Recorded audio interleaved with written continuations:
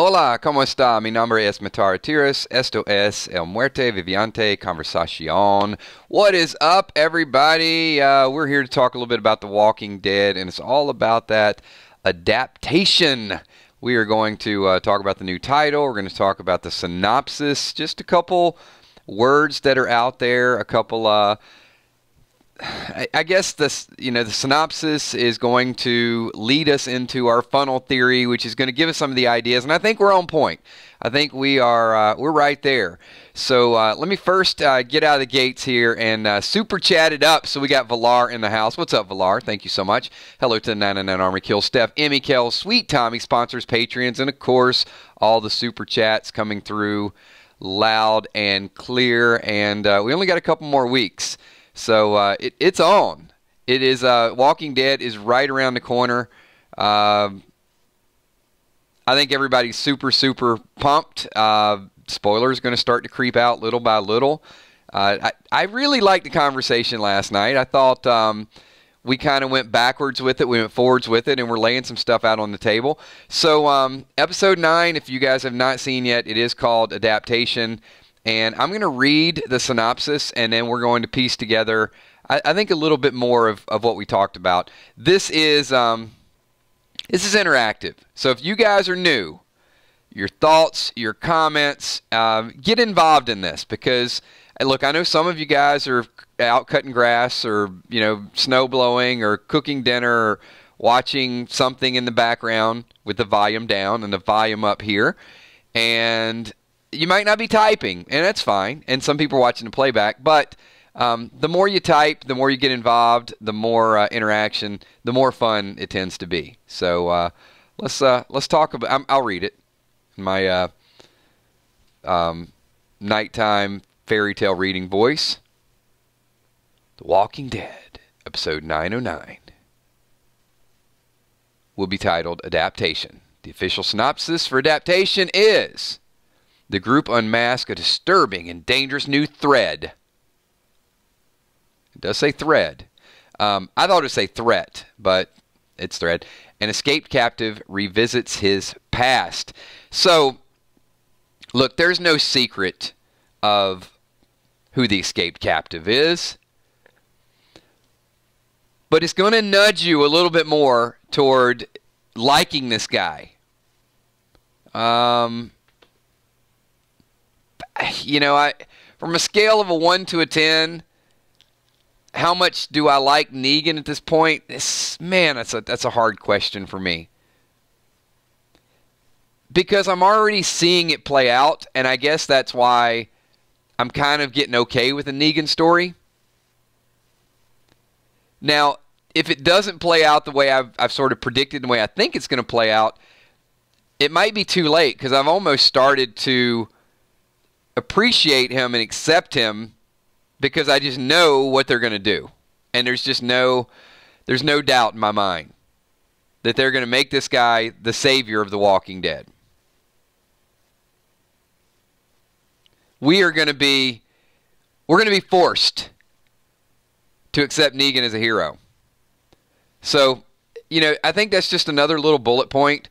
An escaped captive revisits his past. So, do you guys take that from a literal sense or a flashback figurative type of sense? You think that we're going to see a little bit more backstory?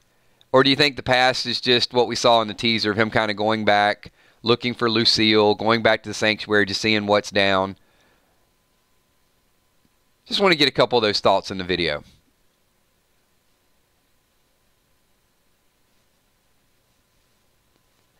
We're kind of both, right? Flashbacks and literal. What's up, Lakeisha? Thanks for being here. Good seeing you. I see you crept in just a couple minutes late. It's okay. We haven't really got it ramped up yet.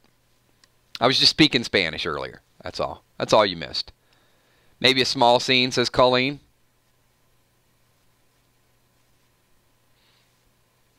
So, I don't know there could be anything major or... I mean, I guess they could write it this way. You think there's like some hidden stash of something in the sanctuary? Like, Negan kind of put something there for a rainy day. And I don't even know what it could be. But any ideas? You think Negan might have like a secret compartment? not like a spare Lucille. Jim O'Nine's like, wives? Yeah, you just add water. Sprout. They just sprout up from nowhere. No, not like wives, not like alcohol. Ammo, food. See, that's what I'm thinking. Could there be... Now we got everybody looking for like the... It's a product. It's a real product.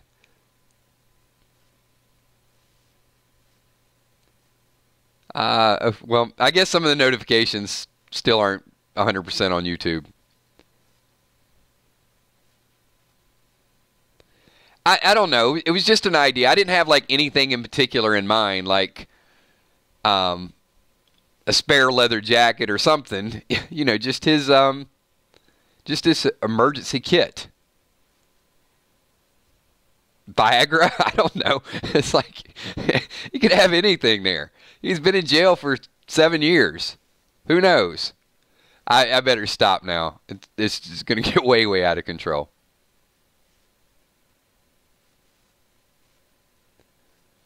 Should we? Yeah, maybe a spare bandana. Also in that synopsis is the unmasking. And, we kind of saw Daryl pull the mask off after they killed a few of the walkers.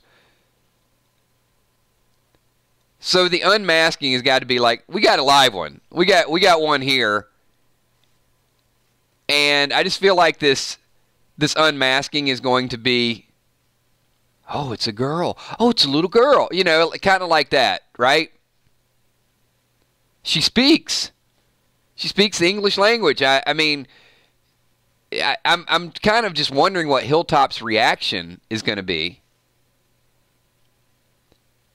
Are they going to think she's educated? Are they primitive? Are they, how long have they been going about this? So many questions. They're going to have to call Father G up, perform an exorcism.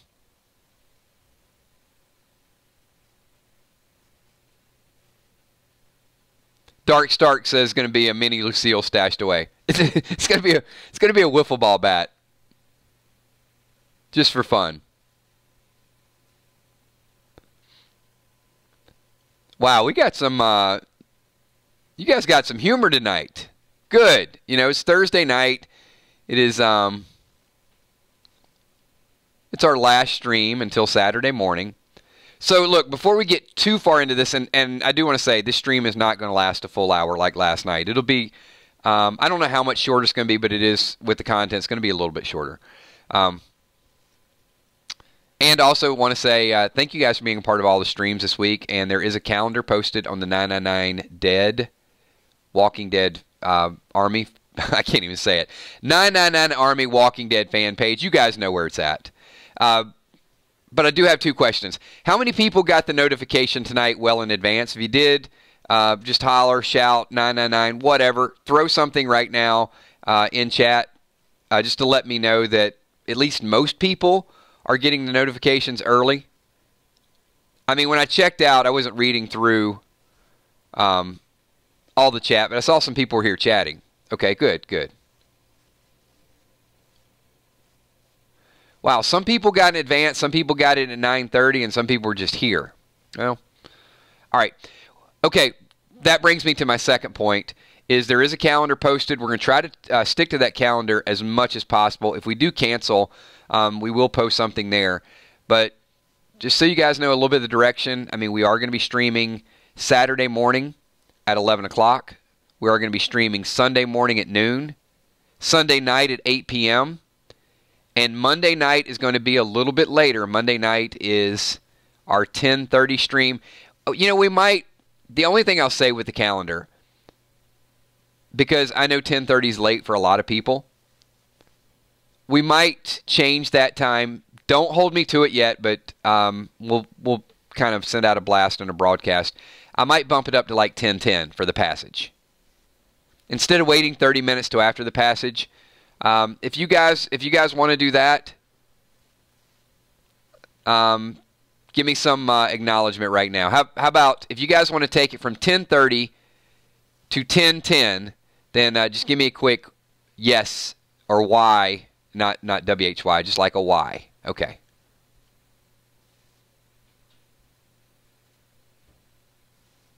All right. Kel, it looks like everybody's kind of down for the earlier time, so if you can modify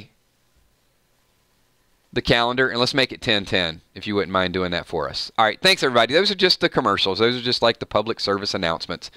Now let's get back to talking a little bit about The Walking Dead and this episode 9. This is, I mean, I don't think we're going to completely break it down until we get a few more things, but I wrote a couple bullet points that I do feel like the direction is going to be there. So, because of the situation, did you guys think the first half of the season, and take into account all the other stories that have to be told, I thought the first half of 9 was absolutely amazing. But with that being said, was there not enough Negan, just the right amount of Negan, or too much Negan in the first 8 episodes of Season 9? And you do have to tie it into what was going down.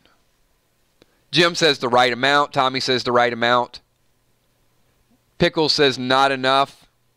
Dark Stark need a little bit more. Alejandro, a little bit more. It was fine. Enough. So most people aren't saying too much. Most people are like, for the story, it was just the right amount. There's never enough of Negan. I see a couple of you.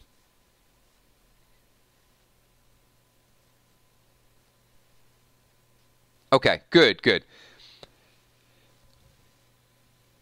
There's a lot of faces and only so many cameras. Now, with Maggie being gone and Rick being gone, we know the Whisper arc is there. How many people think, and we know Magna, how many people think there's going to be a boatload of Negan in the second half? I mean, that he is going to be the face of the franchise.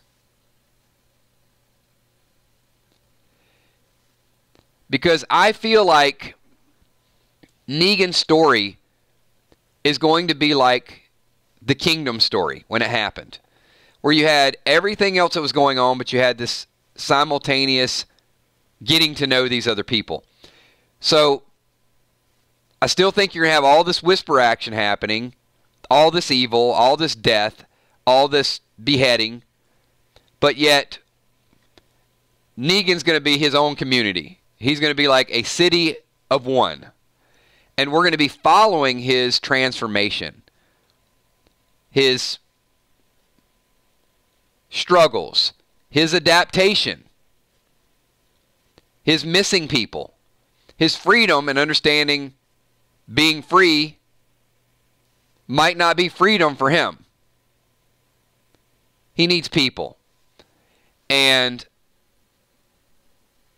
not only does he need people, Negan's got something working for him.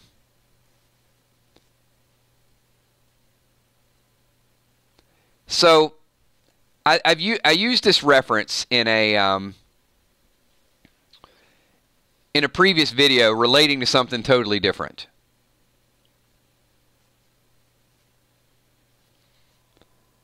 And I think it's kind of went under the radar a little bit. So I'm going to bring it up again. Bear with me. I just think it's a perfect example. So,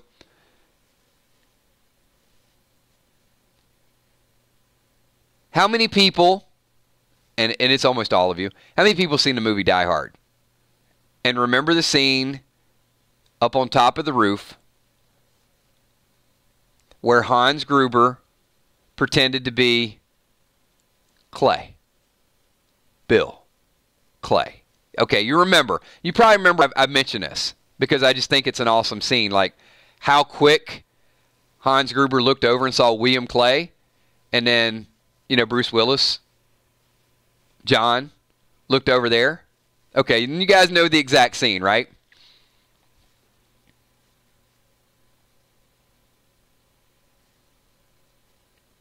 So I'm setting you up. I'm making it a very easy answer for everybody. If Negan runs into the Whispers, any Whispers, what automatic advantage does he have over any of the people that are currently in the communities?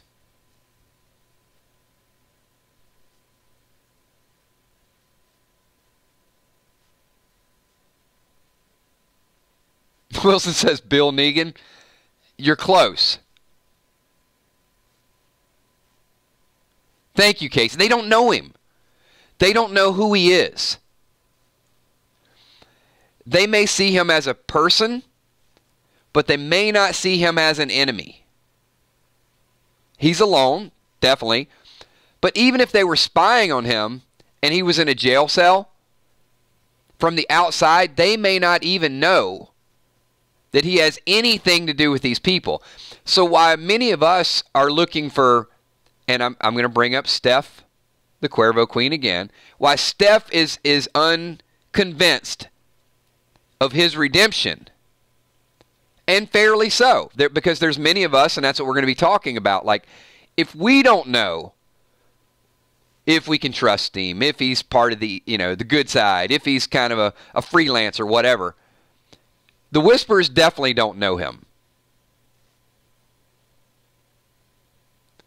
Exactly, Colleen. They wouldn't know he's from Alexandria because we don't even know where he stands.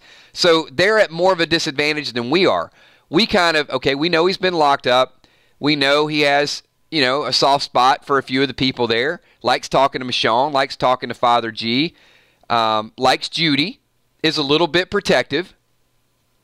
So we do kind of know that he's transitioning, but the Whispers haven't seen him. And if he were to run into a Whisper, Clay, Bill Clay, he's not going to probably go in and say, hey, you know, I've been hanging out with these people. Now, on the flip side of it, he could throw them under the bus if he really, really wanted to and just kind of play it out that way. He could say, these guys found me. They took me prisoner. I don't think it's going to get to that level. I think he would just lie. I think he would mislead them. You know, maybe, and they're like, hey, no, you don't know me. I've never seen you before. To formulate something. So I do think that could be a wild card that could work in Negan's favor.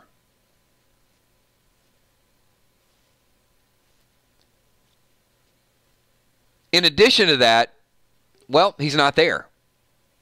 So if he's not there, they probably won't find him if they do invade, and if they do take people over, and if they do start killing people.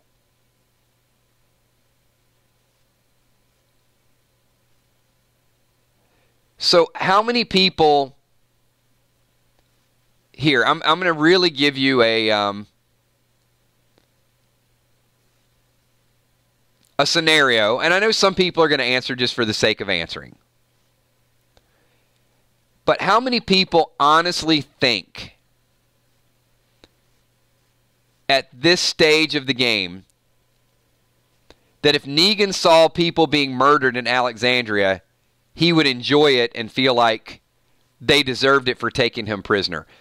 Are there anybody out there that think that? If you guys are watching the playback, how many people think that Negan is that vindictive and he's that angry and he would hold it against him so much of being imprisoned that he would just idly sit by and just let it happen without getting involved?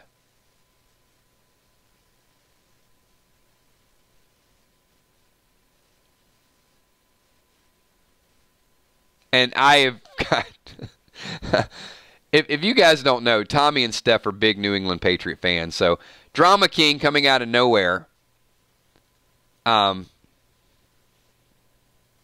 So Drama King Super Chat says, "Hey Kills, just want to let you know I'm from New York, and we have the best quarterback of all time, Eli Manning, who was phenomenal this year and single-handedly led the New York Giants to a spot in the NFC." No, oh, they didn't, Drama King? Oh, you must be a Jets fan, so let me read this again. Kills, this is Drama King from New York City, and I am an avid Jets fan. Year after year, we win the AFC East. No, oh, that's not correct either. All right, I'm going to read it because it is his super chat. So Drama King says, "Kills, please get this message to Steph. Tell her I hope Tom Brady is wearing his Depend undergarments and a Life Alert necklace for Sunday's game." So, all right. There you go, Drama.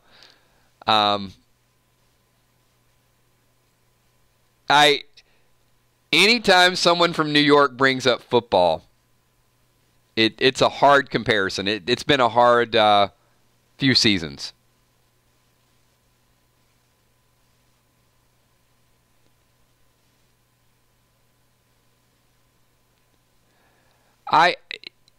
This is not Walking Dead related. I'm not going to make it into a sports show, and I appreciate that super chat. I do enjoy watching people who are considered the greatest of all time. So I wouldn't go as far as to say I'm like a hardcore Brady fan, but I'm also, I love the way Pat Mahomes plays the game of football.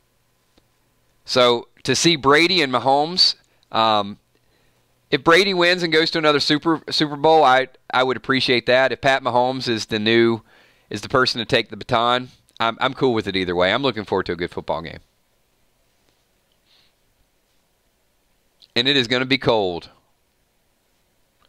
It is going to be like that blizzard we're hearing is going to happen in The Walking Dead that might force the people from Kingdom to move up to Hilltop. All right, so the other thing that we really got to address, so we kind of talked about Negan's behavior, and look, I don't think if Negan saw people in Alexandria getting murdered, and I do think that could be, I'm going to bring up I'm going to bring up another situation. Tread lightly with this one, everybody, please.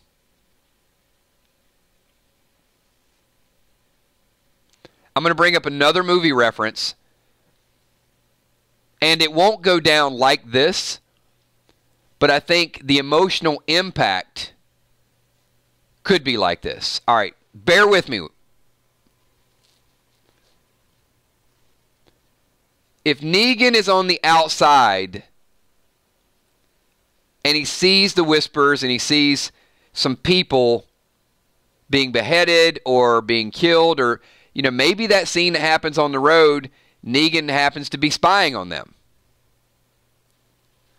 All right, I'm going to bring up a Pulp Fiction. Okay? How many people remember the scene with Marcellus Wallace and the Gimp and Bruce Willis?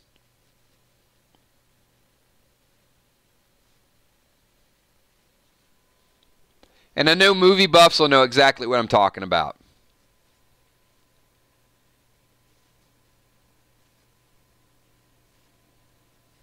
So, if you remember, Bruce and Marcellus Wallace weren't the best, right? But he was being tortured. It was Zed. And he kind of took his time a little bit, but then he found a weapon of choice and exacted revenge. Zed is dead. So, look, it's not going to play out like that, but I do think Negan would have some of the similar emotions of seeing, look, these people took me captive. but they don't deserve this level of punishment.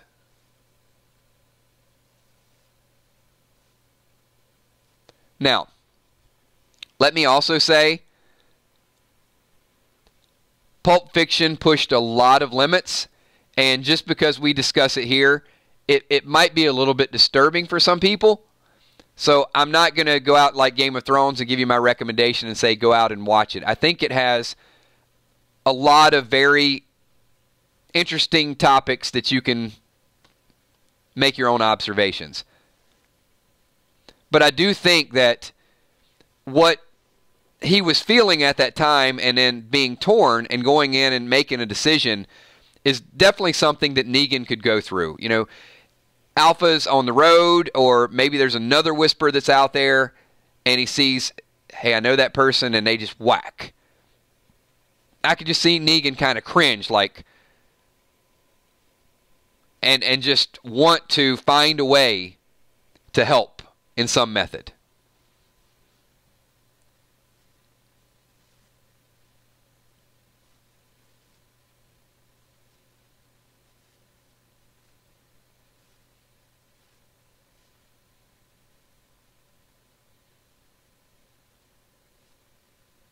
So, I see a lot of people kind of going with that. With that, I'm going to bring a little bit of closure, at least for tonight, to the Negan topic. Now, the next big reveal out there was that somebody's going to be unmasked, and I think we're sort of leaning along the lines of Lydia was captured, Lydia's going to be brought back, and there's going to be very mixed emotions. So, if you were a member of Hilltop and your leader was killed and one of them was brought back alive, and you start hearing these stories about, there's a lot of them, they're masked, they're dangerous. What do you think your honest reaction would be? And look, if you're not a badass in real life, it's okay. I'm not either. There are some that say, I want revenge. But there's going to be some people, if they gave the honest answer, they're going to say, I'm going to be afraid. I'm going to be afraid because we don't know where they're coming from, where they're watching. Dark Stark says, like, what are we going to do? So confusion, I think, is one. Logan's like, honestly, she should die. Colleen Hayes is like, let's tear her apart. KCF says she's a child or a teenager and you give her a chance.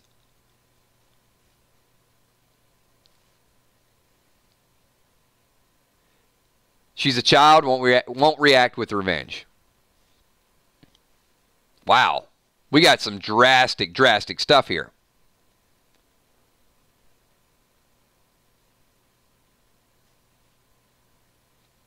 And I get it. Scared, revenge, it's all over the place. So this is kind of what I see the Hilltop situation. Probably very similar to the camp. When you had kind of these riots happening with the Saviors and the Alexandrians of what do you do with Negan. So I think with Lydia, we're almost going to have Negan 2.0. So we all know she's going to be locked up. So they're going to unmask her. We've seen her. We've seen her talking to Daryl. And the other thing is, not only is she young, she's a bargaining chip. Or she can be a bargaining chip. Or having her captive is really, really, really going to piss Alpha off.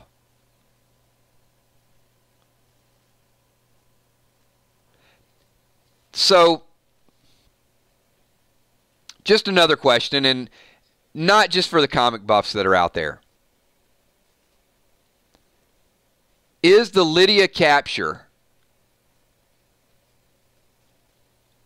the act that pushes Alpha to a whole different level? Was it Jesus trespassing and it was already set in motion? Or has Alpha already concocted a plan to kill most of these people anyway? So I just want to see where you guys stand from an emotional standpoint of the level of acceptance and the level of understanding of the whispers.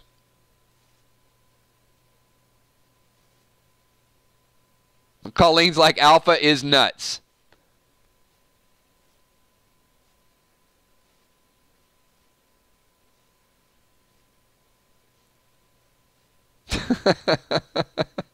Cam was like, we just want our picnic kills.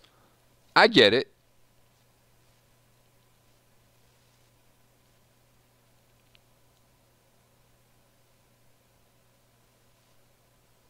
She was already ready to kill.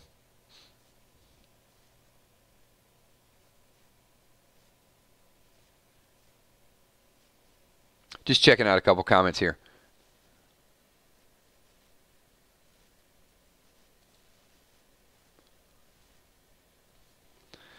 Lynn, I have to remove your comment, not because I understand what happened, but also need you guys to understand YouTube algorithms will only take a small portion of what you said, and if it has to do with the child and it has to do with what happened in the comics, they're not a big fan of that type of thing being typed in chat. So I understand you're explaining what happened, but it's just the way YouTube is.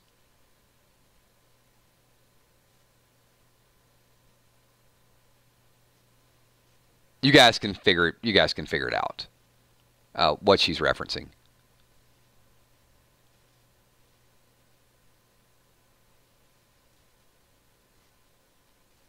So that leads me back to I don't know. I don't know if we can call it a theory or a prediction. I guess it's a little bit of both at this point.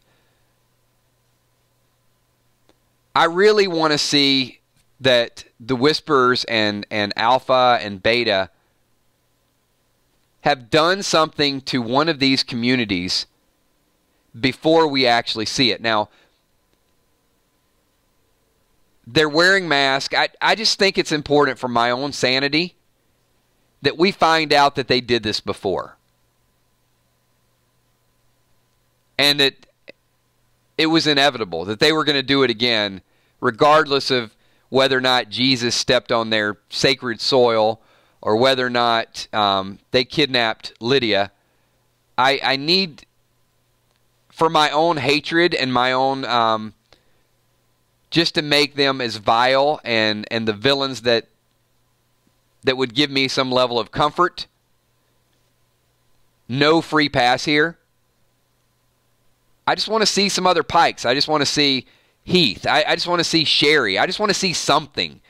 Somebody that we recognize as being gone. And that way I just know without a doubt that they're going to kill either way.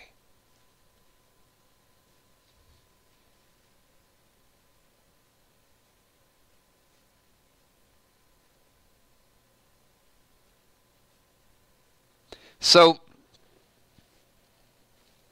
with all that being said, is Lydia a captive as well? Or is Lydia comfortable being a Whisperer?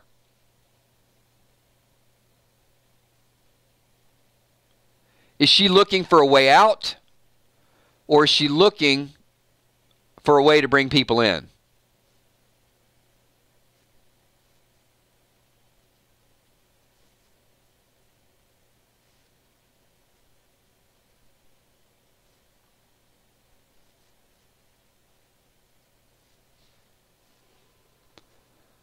Ron Burgundy says way out.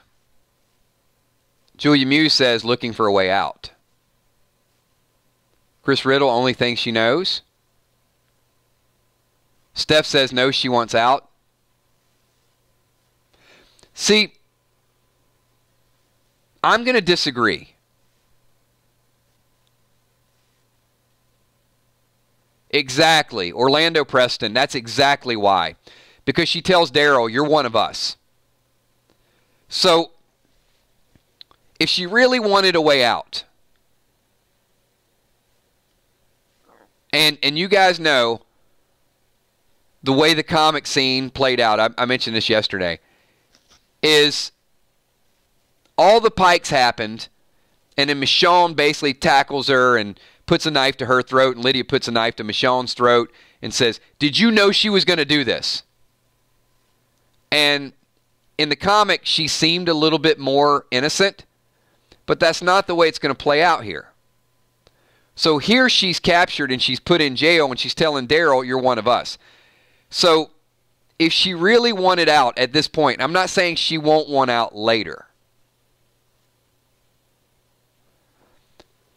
but I would say, hey, understand you guys got me imprisoned, but you don't know what's coming. You don't know what my mom is capable of doing. This is, we've been walking for 100 miles. We've hit a couple other communities. She's went over the deep end. And she's going to kill all of you. But this is what you need to do. They've been watching you guys. Get ready. I want to help you. But from what we've seen so far, that's not where she is right now. She's like, you're one of us. Come with us.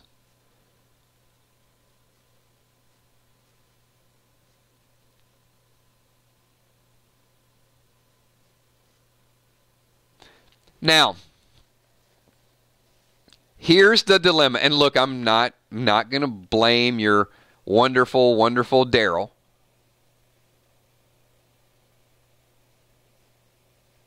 But Daryl has a dilemma, doesn't he? Good old Daryl always has a problem. And it looks like deja vu all over again. What up? What's up, Omnicron? Thanks for being here. We got the whole Whisper crowd here, so they can definitely lead some insight on this.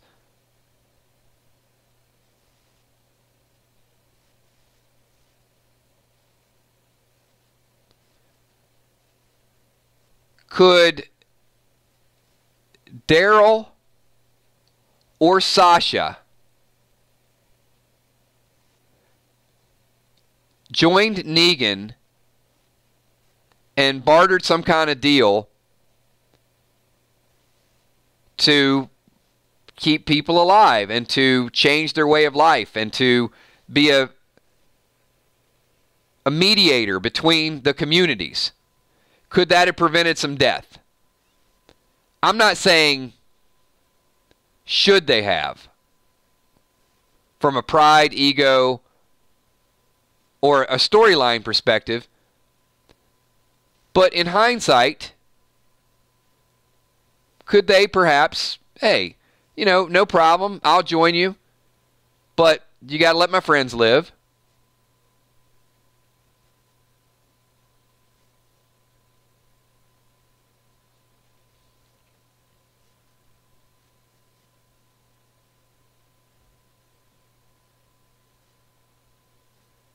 And I have a follow-up. Of course I have a follow-up.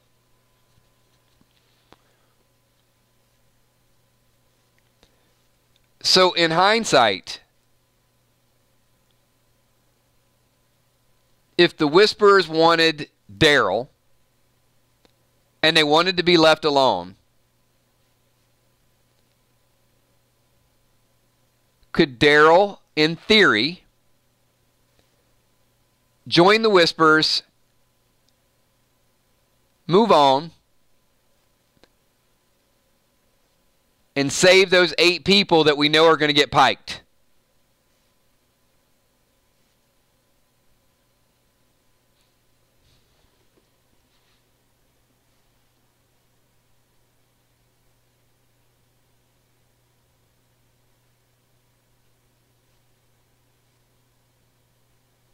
I'm not asking should he do that, and I'm not asking should he sacrifice. I'm saying Is it a possibility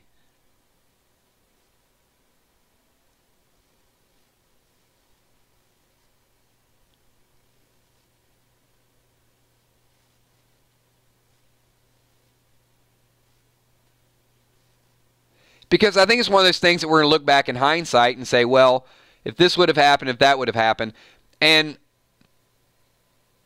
maybe we won't. Maybe we're going to look at it and say Alpha's just, she was going to be a beast anyway, and she would have taken Daryl and then killed everybody and said, ha, watch your friends. Now you got nothing.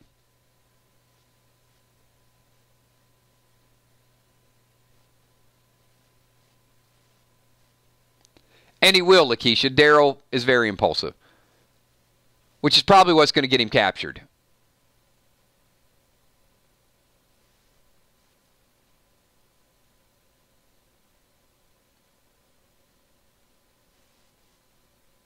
So here we are with a recycled storyline, because that's pretty much the same thing that Negan was offering. He wanted his Daryl back, and we see this minor recruitment, and then we see Daryl and Alpha. That may be the effort in order to, we're going to see it again. Now, of course, he's not going to do it. He's going to say no. Him and Beta are going to throw down. Drama King, super chatting, says, our group may be the first the Whispers have come across that knows their secret. Alpha may have to kill our group to keep their secret. That's an excellent point. In the past, they could just kind of storm right over them, we assume. But because this is a group of fighters, and this is a group that does typically stand together and have a dog, knowing the difference.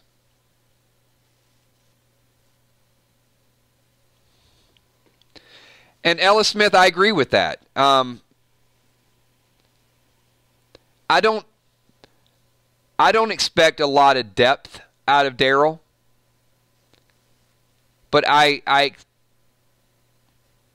expect that genuine and that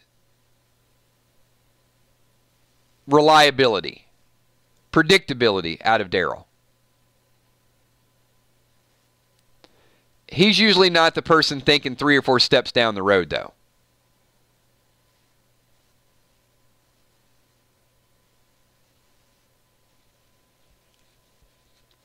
So, Alejandro, of course it's not going to happen.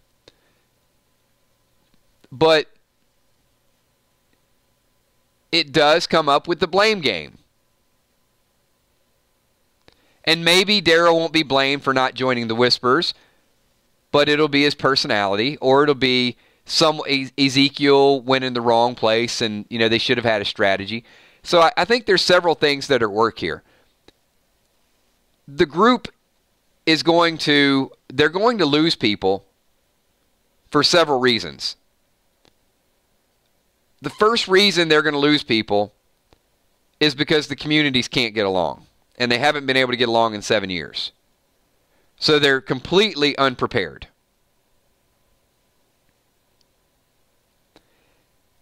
Because there's numbers, but there's not strength, they're going to have their own individual agenda. Ezekiel wants to have a fair. Hilltop's okay with it. Alexandria doesn't want to be a part of it. People can't stay in Alexandria, but Hilltop will take them in. So, there's all these different sets of circumstances.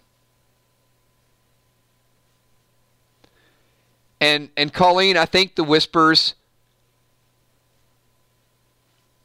understand some of it. I don't know. I can't really speculate how much they've watched and if they've been listening and, have people on the inside. But they certainly have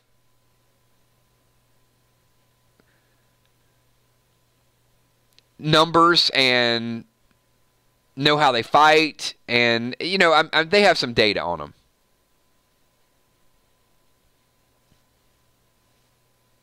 Thank you so much, Dark Stark. I have to tell you, of all the Walking Dead channels, 999 is my favorite as well.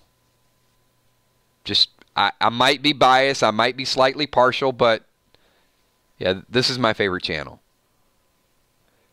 Hey, have a good night, Drama King.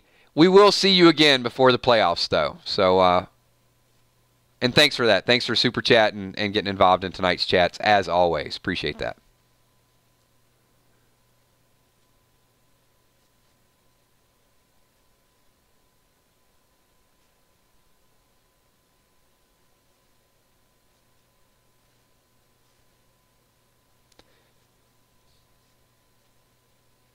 Hey, thanks, guys. I appreciate it. You know what? I appreciate you guys being here every night. It just makes my night when we have our full force here. And we'll be honest. I mean, there's a few people that are kind of giving The Walking Dead a little break during the off season, but you guys know how our streams go when it's in season. I mean, everybody will be back. And where is Pete D? Anybody spotted Pete D in the last couple streams? And Mel the Vulture too. We're going to call those guys out.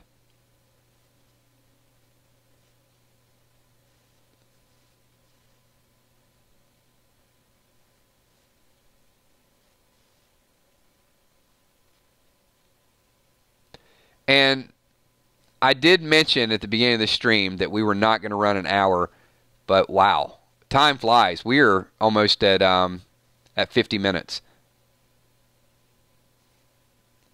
So I'm going to kind of tie into the last point, get a couple more comments included in this video.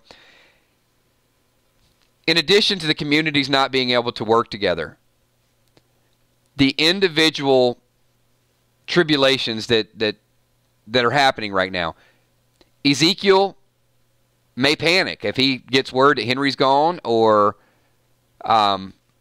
Carol's missing. He's going to react. And we don't know that he's just going to have a ton of people to go out there with him. Maybe a few. Same thing with Daryl. Same thing with Michonne. Now, if they were close enough, they could band together and go out there. And then the third thing that is really going to get them in trouble is the Whisperers themselves. And the fact that they're just not there to kidnap. They're there to kill you.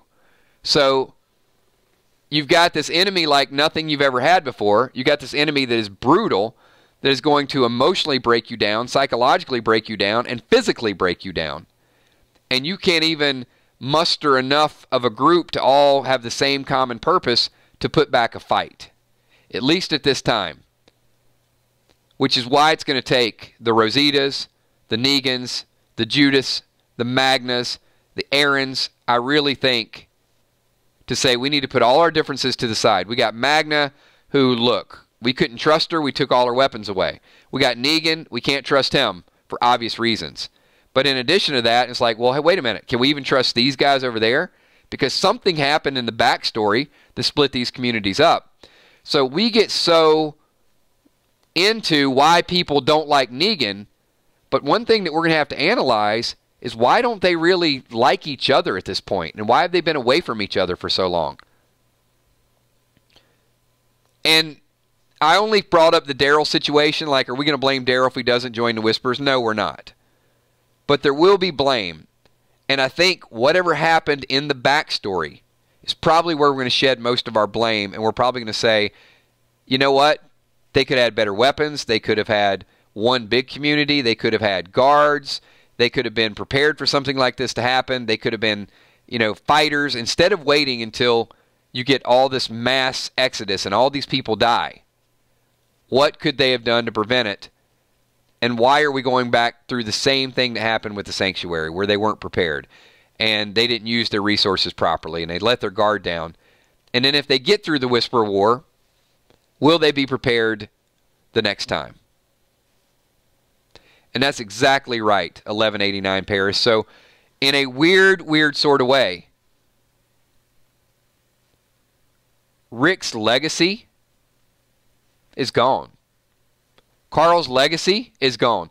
The only thing they accomplished really is keeping Negan alive. Now, and that might be the best decision they ever made, because Negan might be the one to come back and save them all. Now, if it ultimately works itself out, then yes, then Rick's story does carry on, and Rick's message carries on to everyone. And I do think it'll happen that way. I mean, we're not going to...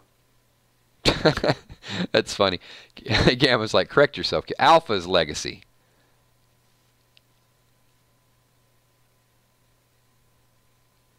I would have liked to seen a Rick and Alpha standoff. That does. I do feel like that's going to be missing. And I don't think Aaron can carry the mantle. So it's going to have to be Negan in a different set of circumstances. And with that, everybody, we have hit 51 minutes. So this is our Thursday night stream. We're going to wind it down just a little bit early. I want to say thank you to everybody for being here. It's been I've had a lot of fun this week. Some great topics.